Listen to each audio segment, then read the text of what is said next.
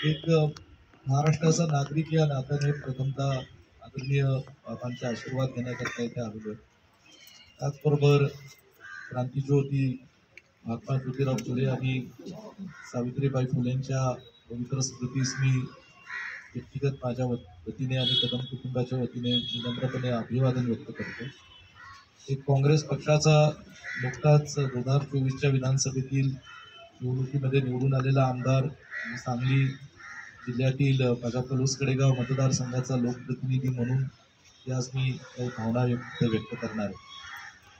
गेल्या 20 वर्षापासून मी काँग्रेस पक्षाच्या विचाराने महाराष्ट्रात युथ काँग्रेसच्या चळवळीतनं एक काँग्रेस पक्षाचा कार्यकर्ता आणि गेल्या काही वर्षांपासून सांगली जिल्ह्यातला माझा पलूस कडेगाव मतदारसंघातला एक लोकप्रतिनिधी आमदार म्हणून मी महाराष्ट्राच्या विधानसभेत काम करतो.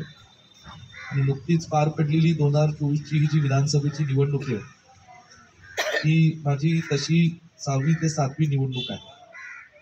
भले मी मागच्या 2 निवडणुका एक उमेदवार म्हणून लढलो असेल आणि तिथल्या माझ्या पलूस कडेगावच्या लोकांच्या आशीर्वादाने मी जिंकलोही असेल, परंतु त्यापूर्वीच्या निवडणुका माझे वडील स्वर्गीय पृथ्वीरावजी कदम साहेबांच्या पक्षाचा कार्यकर्ता म्हणून त्या एक काम केलेलं आहे. त्याच्या नंतर महाराष्ट्राची विधानसभेची निवडणूक आम्ही पाहिली की माझ्या व्यक्तिगत राजकीय जीवनामध्ये अशी कधीही निवडणूक आम्ही कुणीही पाहिलेली नाही.